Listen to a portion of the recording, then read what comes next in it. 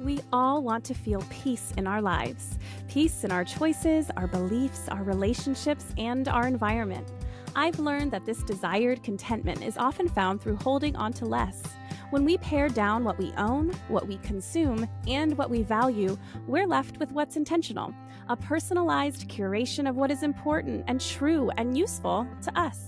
I'm Shannon Leyko, and you're listening to Paring Down, a podcast aimed at helping you declutter not only your home, but any area of your life that's overwhelming.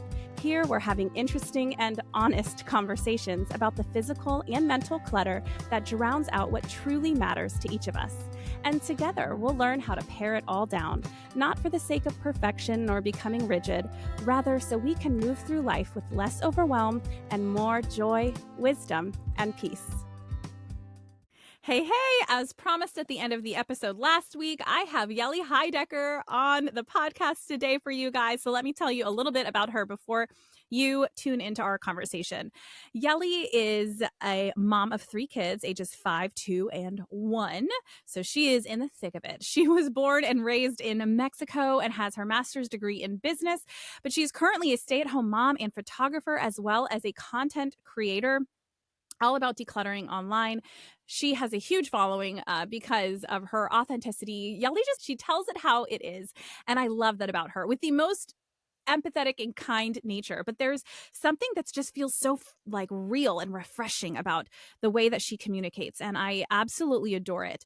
And she offers lots of free tips on her reels. And she also has this all-encompassing decluttering guide that talks you through everything from simplifying your meals to routines around the house to how to get rid of things. And it's a really, really cool resource. So I encourage you to find her online at Yeli, Heidecker on Instagram. And I will go ahead and have that in the show notes. I forgot to ask her at the end of the podcast to share that handle with you guys. So I want to make sure that you have access to that. So just don't forget to go look in the show notes to be able to find out where she is.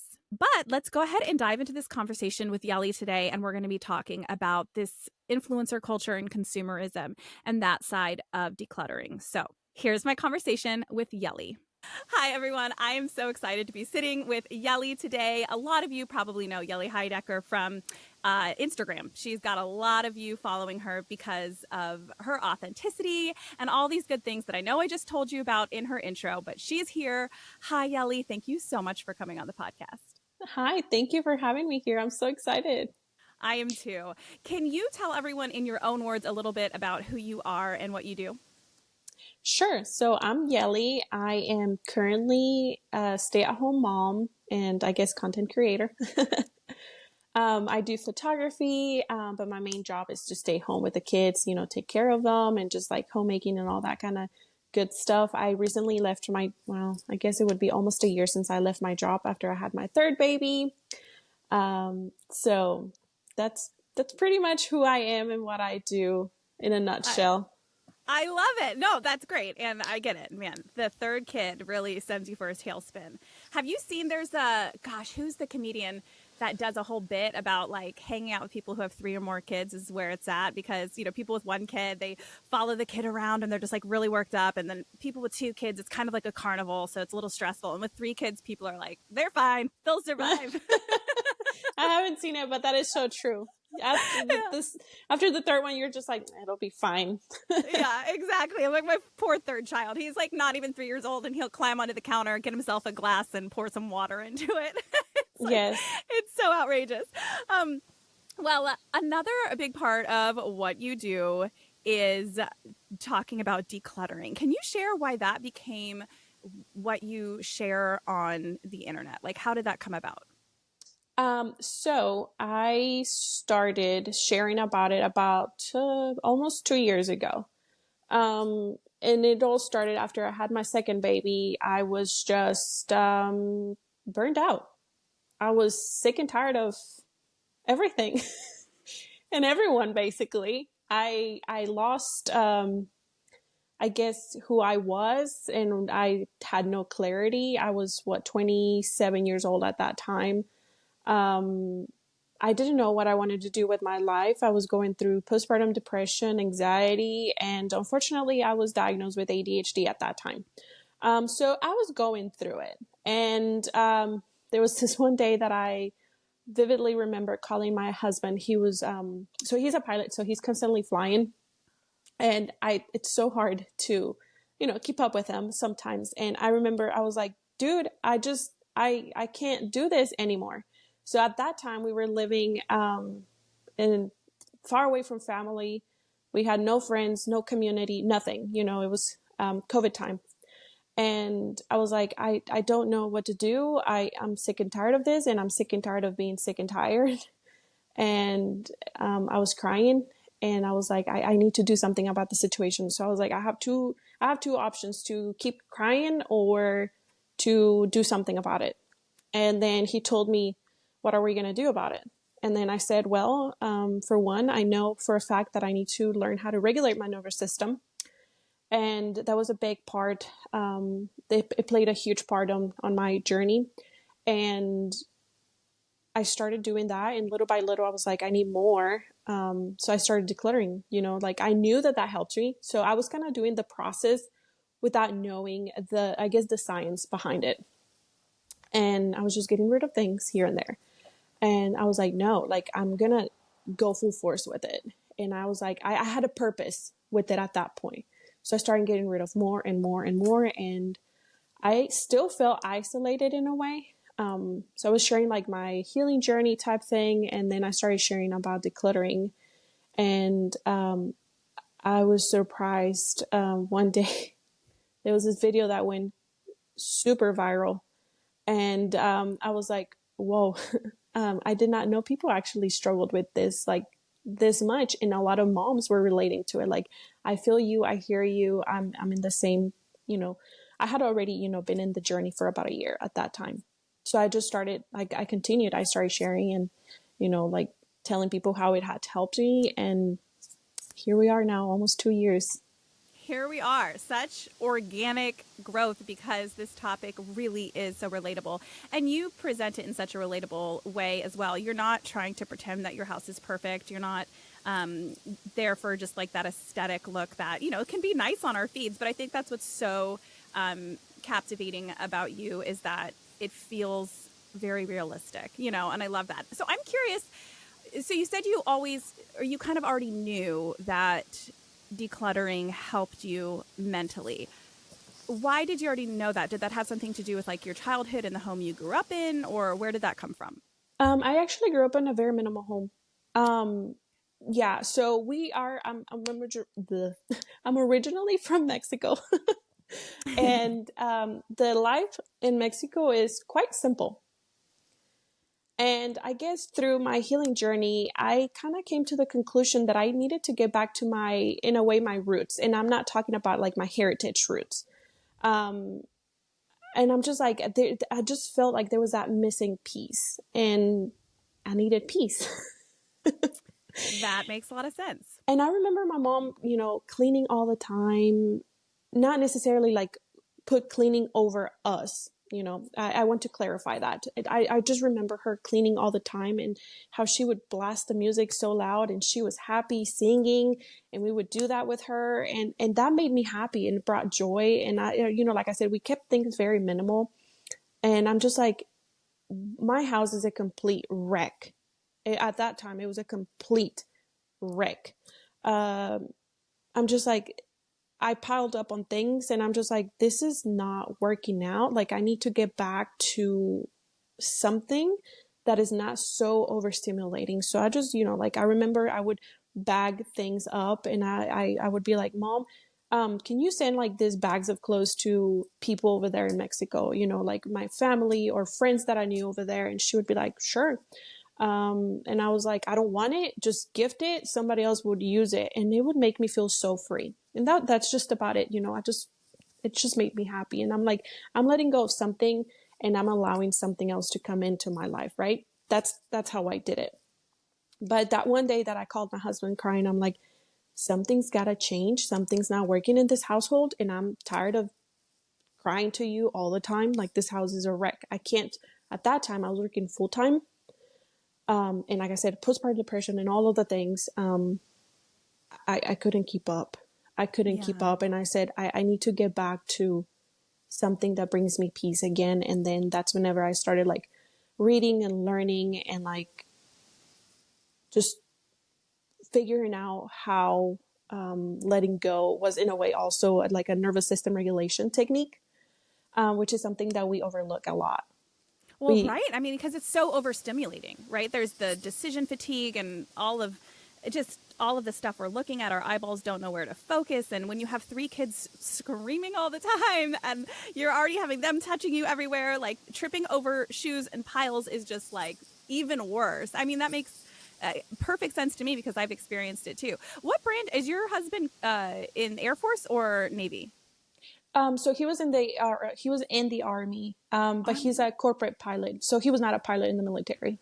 Oh, okay. My dad's a pilot, so that's why I was curious. He was a Navy pilot, and then he went on to fly for FedEx after that. Yeah, which is actually funny that came up because my dad's going to be coming on the podcast. Actually, I don't know if he fully knows this yet, but Dad, you're coming on the podcast because I'm going to do an episode about paring down travel, and one of those things is like travel anxiety for me, and I'm like, let's talk to a pilot to help calm our nerves. But anyways, that's a total side tangent. But it's hard when your partner is gone because no matter what kind of pilot he is, I would imagine his schedule, he's gone for while he's flying wherever he needs to go. And so it's really, really hard. I came from a kind of minimalist home too, which I'm sure you feel too is such a blessing in retrospect, because I think when we hit probably our 30s is when we start to, whether we want to or not, see our parents show up in us.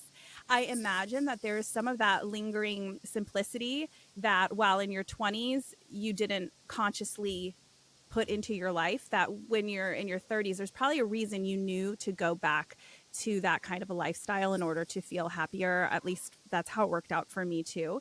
But even if you come from a more simple home like you and I did, it's still challenging. So for you, what was the hardest part about getting rid of so much of your stuff? If you want the truth, I had no problem getting rid of anything. I'm ruthless. Like I said, I grew up that way. And in fact, I did not get cluttered through like since I was little or a teenager in my 20s. The reason why I got cluttered, and I say this with all the love, it's because when I was pregnant with my first one, everybody came to me. And, my husband at that time was in Korea, so I was by myself. And everyone would be like, oh, I have clothes for my kids from 10 years ago. Oh my goodness, I have like this pack and play that's like 5 years old, but it still works. Or I have this car seat that's been in the garage for so many years. Do you want it? I was a first time mom.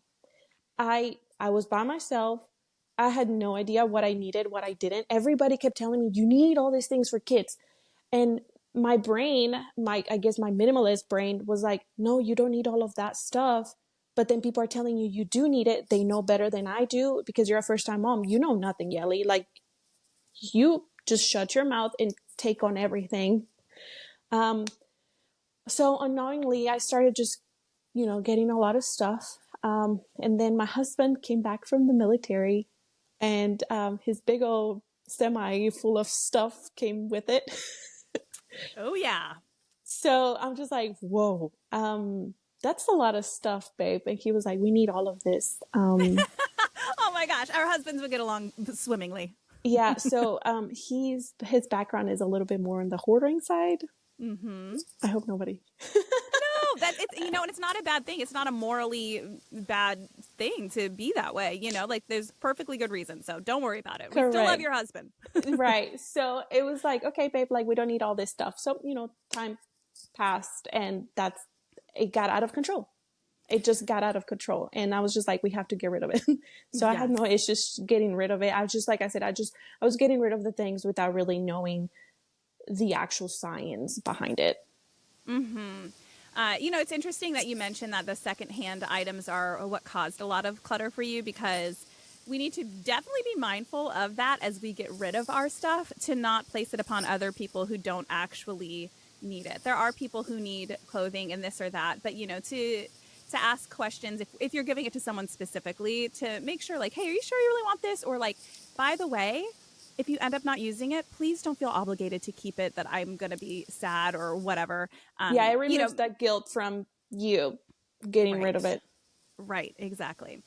Okay, so today though, I really want to talk about specifically the idea of like there being a lack of contentment. Us always kind of wanting something more, this consumerist type of a cycle. And it's not just about consumerism. I think wanting more and more and more and dissatisfaction is something that can play into so many different areas of our lives. And I know that's something you've shared about before on social media. So I was like, okay, Yeli is the perfect person to talk to about this. So, first of all, can you share maybe an area of your life or a time in your life that you really wanted like the next thing or more of something, and then when you got it, you still weren't content? I'm sorry, my hair is just everywhere right now. I'm like, can't get it off my face. For those of you watching, I'm sorry. Okay, sorry. Back to the question. Something that you wanted more of or a different thing, and then you still weren't content when you got it. Do you have that experience? A lot of times, yes. So Okay. it was all within a period of, it's so funny, like everything just all happened within like 4 or 5 years. We moved, when my husband came back from the military, we moved to, I'm in Texas, so it was in Dallas, and so that he could go to flight school. So we were starting over. He had no job. I was the sole provider, like I was the breadwinner, 100%. And I was like, I am 20, I don't know, I was 24, 25. I was like, we're starting over. Like, why? Why are we starting over? I'm ready for a big house. We already owned a house, but I wanted a bigger house and I wanted a new car and I wanted to travel again. And we moved to a very small apartment, 900 square feet apartment. And I'm just like, this is embarrassing. Like, how can I've been like climbing the corporate ladder. I've been doing all these things, boss babe type thing. And I'm like, how can I be starting over again? I want the big house. And sure enough, a year later, we got blessed. We sold our house where we lived. And then before the apartment, and we're like, okay, let's find a house. At that time, that's whenever the market was like still low, we were able to purchase a home. Huge house, 3,000 square feet home. Wow. So I got the house and I was not happy. Really? Why? I just needed more. I wanted more. And I'm like, you're still like going to school, you have a part-time job.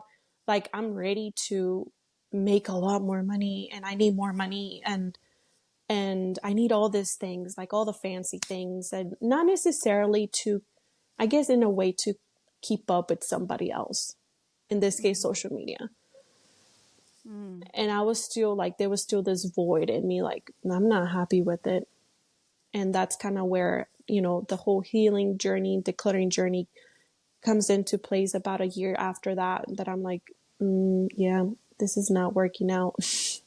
Yeah. So, how did you make that shift? How did you adjust your mindset regarding wanting more and better and fancier, trendier things? Like, what did you do to change that mindset? That's a hard cycle to get out of when our culture tells us in order to be successful, your life looks like this. I hit rock bottom. I came to realization that I cannot keep up with everybody else because I was in a different season in life. As much as I wanted to, I couldn't. And all it was causing was, on top of all the, confusion and clutter that, that was built, specifically in that home, I couldn't keep up. So it was either my mental health, my marriage, and my kids, or keeping up with the Joneses. It was either or. There was not like, let's work it out. So my opportunity cost was either keeping up with them or keeping up with my family and staying with my family. And I kid you not, once I came to that realization and I got that clarity and I got that alignment, life completely changed. It shifted like crazy. So, you've talked about this decluttering piece that you started moving things out. What changed for you in terms of bringing things in, and specifically influencer culture? Because you did mention that there was a level of comparison happening online. What are your thoughts on influencer culture? Because I'm not here to demonize it. I'm sure you're not either, but like, it is something to be discussed. And what actionable steps did you take to no longer fall into that trap of mindless consumerism? Oh, this is good. You're excited for this one. All right. So I came to the realization it is not the influencer's fault. It is my fault. I am the consumer. They're just showing what they use, what, they're doing their job. They get paid for that, and it's completely okay. We all make a living one way or another.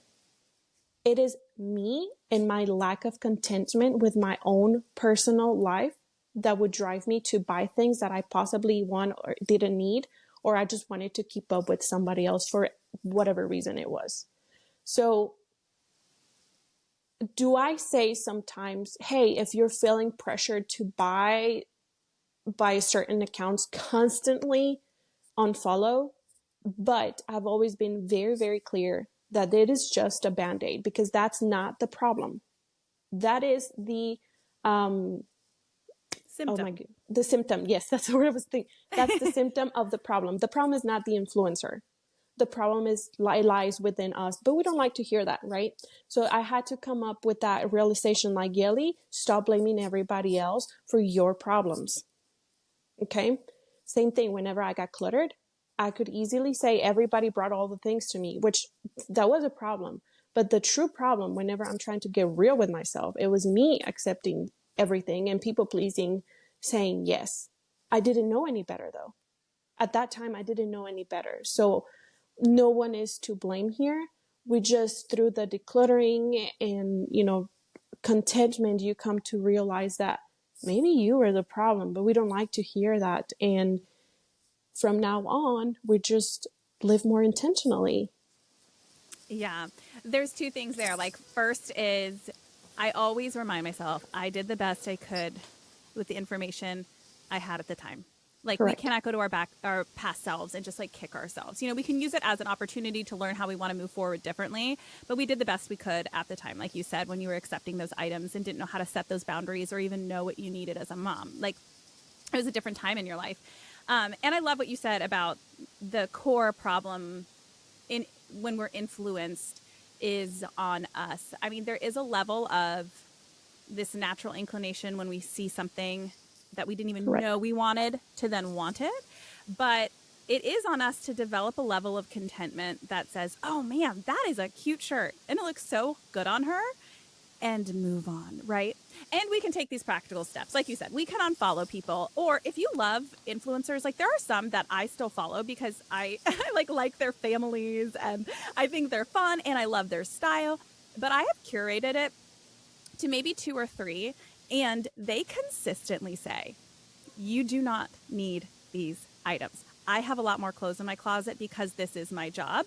If you are looking for a dress to wear to a wedding, if you are looking for something to wear to a baby shower, then this would be a great option. If you don't know where you would wear this, please don't buy it.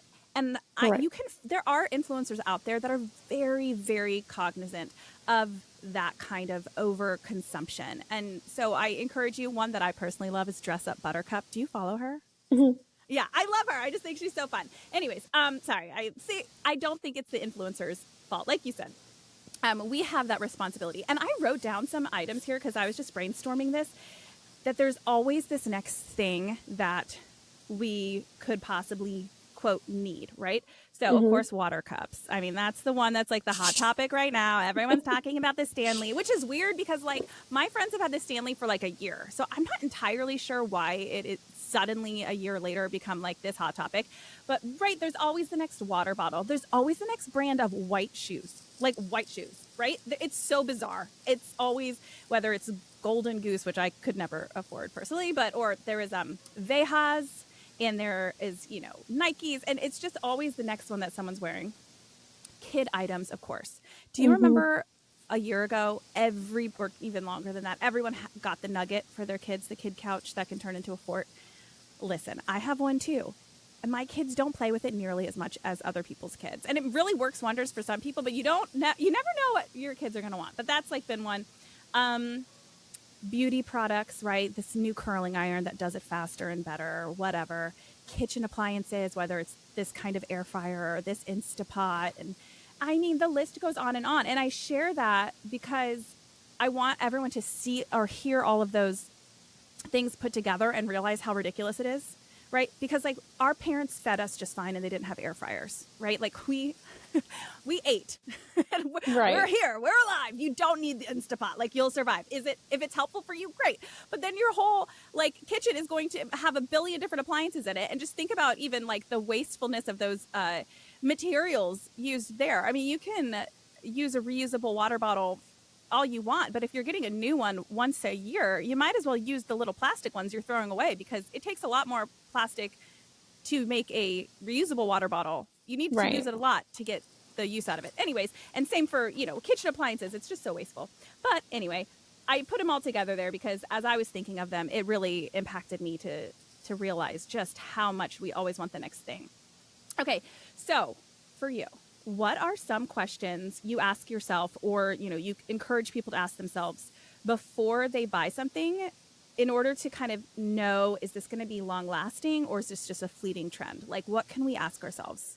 So when it comes to influencers, I have to know their lifestyle.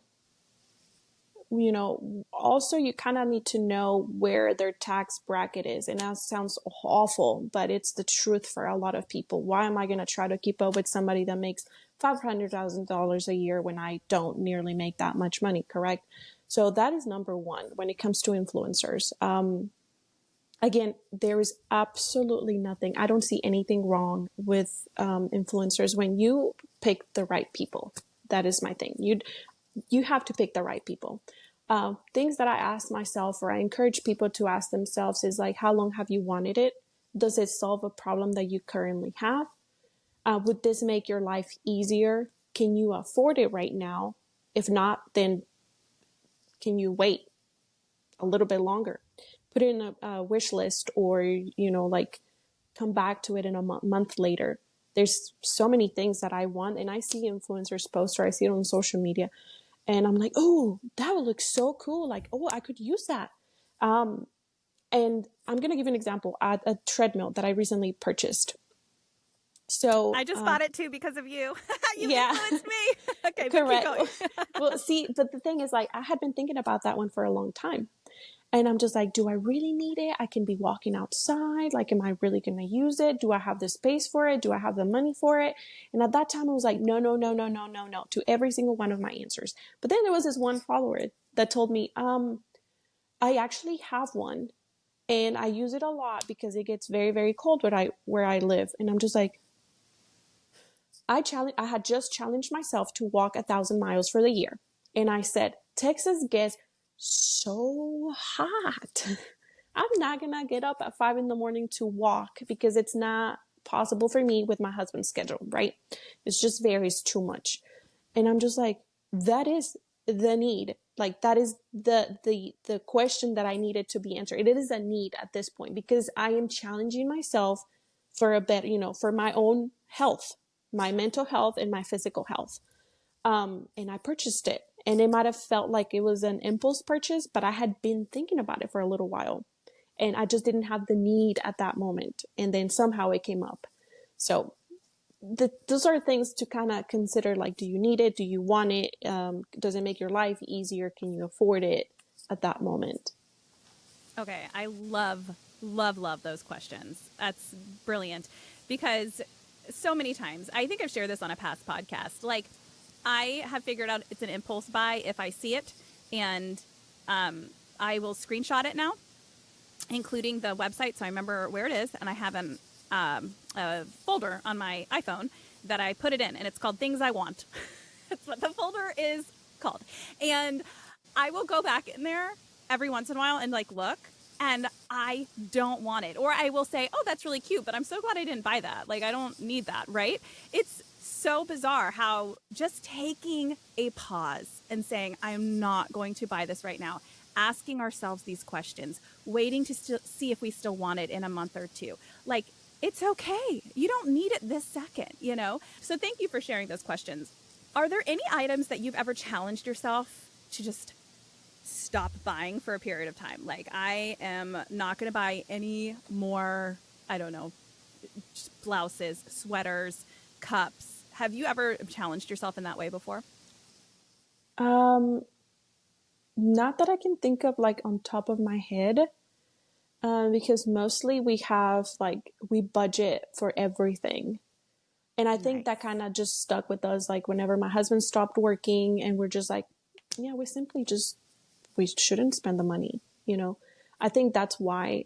It's also because, I became more mindful as I got rid of stuff and I'm like, why did I spend money on this $10 item and then replaced it with a $30 item that I could have bought from the very beginning? Now I'm trashing this one that I wasted money on, So, again, it is not because of where I am in my journey. No, I have not challenged You myself don't to need to not. do that because it's more of like this whole It's big picture mindset. correct. It's just become second nature at this Yeah. point. It's like, I don't need it. I don't want it. Yeah, good for you. That is so inspiring. And I would like to say I'm there, and I would say I'm kind of sort of there, but I definitely this summer made a promise to myself. I am not buying my daughter any more dresses. That was what I had to go like do a no buy. And sometimes I think that those challenges for ourselves can be really good because Yeah, we all know what our weakness is, right? Like you might have a absolutely. weakness for water cups, like tumblers. You might have a weakness for your daughter's dresses. You might have a weakness for makeup items. I don't know what it is, but sometimes we just have to say, no more. No more. My daughter has enough Yeah. dresses. She does not need any more. She will survive, even though she would look so cute and all the ones I'm seeing at the store. Yeah. Like, it's okay. She doesn't need them. So Well, I was just actually curious. thinking about it, coffee mugs was a big one for me, and skincare.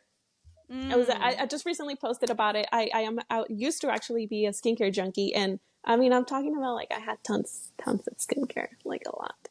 And I just went through, I'm like, oh my goodness, it was thousands of dollars of product. And I decluttered and I just kept, and I have been trying to find my routine, like the products that I like, because I prefer, in order for me to avoid all the overconsumption and, to find the brand that I like, and I will stick with it. And trust me, that will change your life too. I have had a very hard time finding this is my go-to skincare.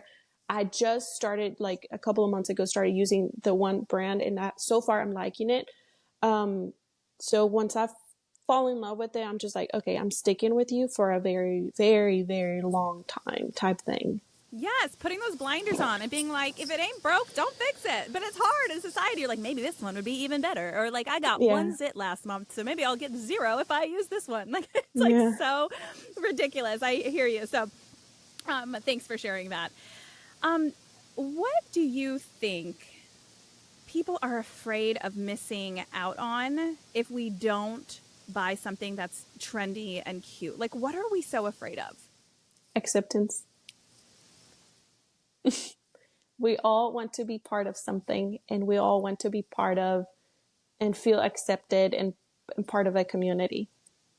And we think, the story that we tell ourselves is that if I get this thing that this huge influencer has or my neighbor has, I'm going to be part of that.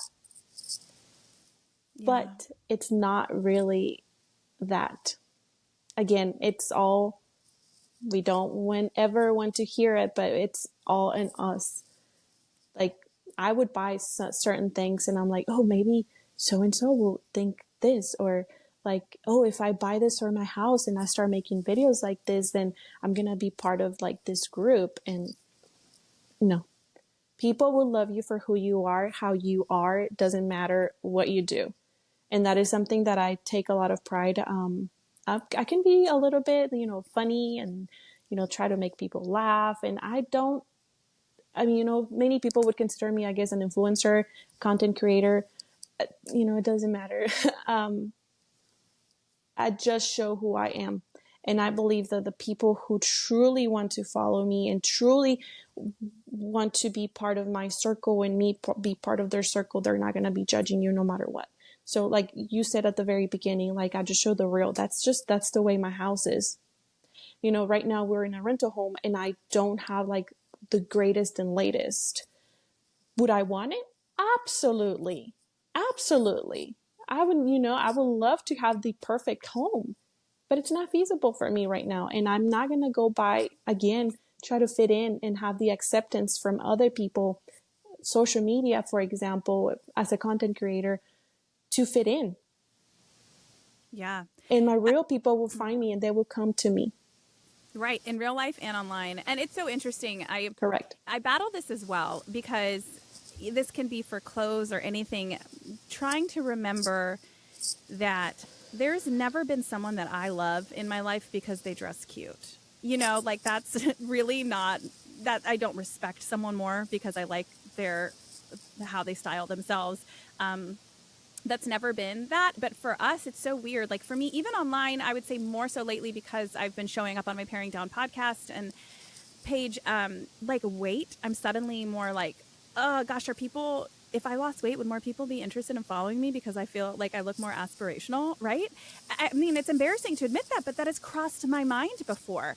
And I have to remember too that, like you said, the people who are like authentically here for the message of paring down or actually want to be my friend in real life, they don't care. They don't care about my style. They don't care about my weight. Like we're here to talk about what really matters in life and hopefully get to know each other on a deeper level and to define ourselves outside of how we look. Like I don't need to look cute on Sunday. If somebody doesn't want to hang out with me because I'm not stylish, that's a reflection of them. That has nothing to do with me. And so I appreciate you bringing that up because it is so, so important. Gosh, I have so many questions for you and I want to make sure I am being mindful of our time. Okay, so this is one you just kind of touched on when it comes to contentment, especially like with your rental home. And would it be nice to have the like fancier countertops or the whiter walls or whatever you like, right? Sure. But to me, what you're speaking to is a level of contentment. So can you tell me, what does contentment look like or mean to you? Pretty much accepting the fact like that you are in a different season in life than other people. And with social media, it plays a huge part because we see a lot of people on social media. We're consuming so much on social media. It's so easy to compare people compared to other people. So I think that's very important to know, like, which season in life are you in right now? Right now, I'm in the season in life where I am currently not working full time. So I'm not bringing that sustainable income. I am a content creator, so I am beyond blessed.